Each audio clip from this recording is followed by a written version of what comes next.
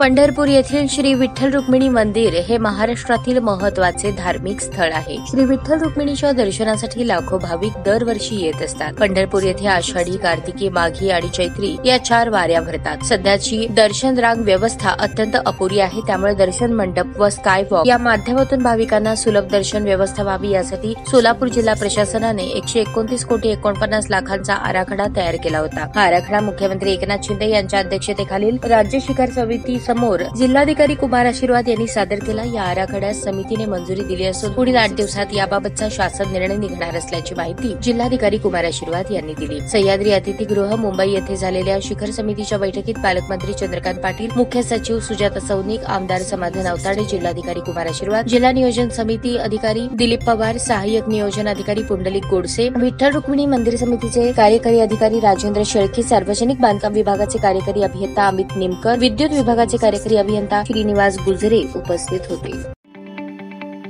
ताज्या बातम्या पाहण्यासाठी प्राईम महाराष्ट्र न्यूज चॅनलला सबस्क्राईब करा।